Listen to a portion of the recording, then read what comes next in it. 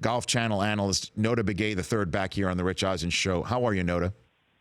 Doing great. Thanks, Rich. And like you, I was eagerly anticipating Tiger and Phil sort of renewing their rivalry, albeit very early in the season. And I would tend to think that Phil was going to get the better of that pairing coming off a wonderful Ryder Cup appearance in which he posted that 10 birdie performance in that final round match against Sergio Garcia. And wasn't even good enough to win, but certainly went a long way in securing the Ryder Cup for the United States. So why did Tiger think it would be possible to do this, put out some dates to say, I'm thinking of returning here, and then when it's right at the outset, pull the plug on it, Notah? Well, I think like any athlete, as you start to feel better, and anybody that's gone through surgery and tried to come back, most athletes come back too early. Not very many athletes ever get accused of coming back too late. It's just you start to get through that initial pain period and rehabilitation, gain back all of your strength, and you start to think that, okay, on the horizon, where can I make my first start? Where can I start to get some reps and start to do the things that I've been training my entire life to do? And I think that was the sentiment about 4 or 5 weeks ago. And I was down in Jupiter with Tiger roughly about 6 weeks ago, just trying to get a general feel for where his game was at, where his mind was at, where his body was at. And everything was sort of progressing in the right direction. And my only concern at that point was he hadn't yet progressed into hitting a lot of drivers. It was just a handful every day just to kind of make sure that things weren't going to break down physically. And I think that was the sort of pressing point here, in that not being able to practice during the entire week of the Ryder Cup, and then things kind of getting pushed back with the hurricane. He lives right on the coast of Florida there, and just tried to cram too much in too late, and just didn't feel like he had the requisite skill set to step on the first tee.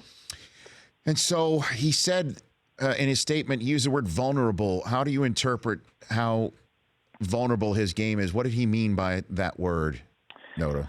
Well, I mean, my good friend has gone through a lot, publicly, physically, personally, and I think that he just turned 40 and just coming to a sense of maturity and where he's at. He realizes that he's much closer to the end of his career than the beginning. He realizes that he is fallible. He realizes that he probably will not possess the game that we all sort of wish he would come back with, what he did in 2001 in that era. And so I think that there's an interest in just trying to make sure that he feels comfortable with the ball striking.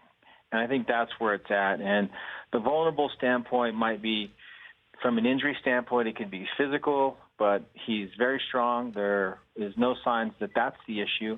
It's not a technical issue. I've been in constant communication and talked to Tiger, talked to his instructor, Chris Como, on a weekly basis. And so there's no technical issues. There's no chipping issues like we thought. I've seen some tweets and a lot of social media saying it's a chipping issue. It's not. It's just the fact that a player has to feel comfortable stepping on the mound, stepping in the ring, the octagon, and on the first tee with what they're able to do to protect themselves against failure. And that's athletes' biggest fear, is failure. And Tiger, when Tiger fails, it's monumental. It's viral. It goes worldwide. And it's just something that I think that he's a little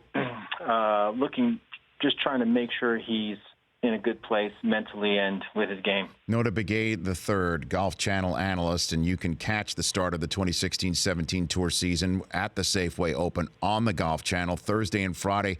It's dinner time and prime time golf on the East Coast, 4 to 8 p.m. Eastern on Thursday and Friday, and then 5 to 8 p.m. Eastern on Saturday and Sunday. And I don't want to start a Golf Channel battle here, but Brandel Chamblee was on Dan Patrick's show earlier on Tuesday, Notah, and said that the word vulnerable to him was the yips around the green. He said that Tiger may have a case of the yips, but you, from what I just heard, you said it's not the short game that you're talking about here with Tiger. No, I was helping the U.S. team and Tiger all last week during the Ryder Cup. So, I mean, we spent hours upon hours together during the actual matches.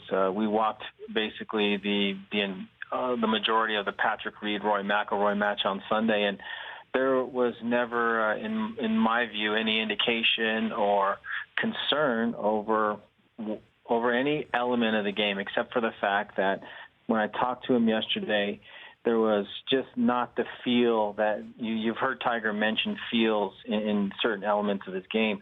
He's reaching for certain shots, and they're just not quite there. There may be 1 out of 10 where he would like to get them to 1 out of 2, 1 out of 3, and be able to call on those certain sorts of shots. Just kind of, I mean, we talked about Clayton Kershaw. I mean, pitcher reaches down for a pitch, whether it's extra speed or extra movement, and if it's there, man, they're great, and if it's not there, they're just they struggle.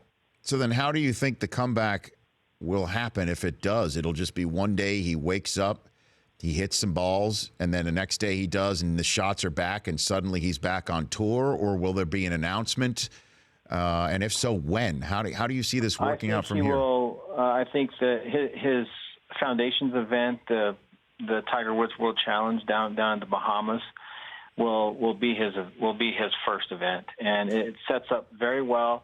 It opens up a window of time, another 6 weeks, to be able to just kind of start on a steady progression. He's got to start playing more golf. Has not actually played a lot of consecutive holes on consecutive days in the last month. So those are the sorts of things that just you have to work into your practice schedule. And now there's this window of time that's available to be able to address those issues and be able to create a little bit more continuity in his practice sessions. And that's really all it is.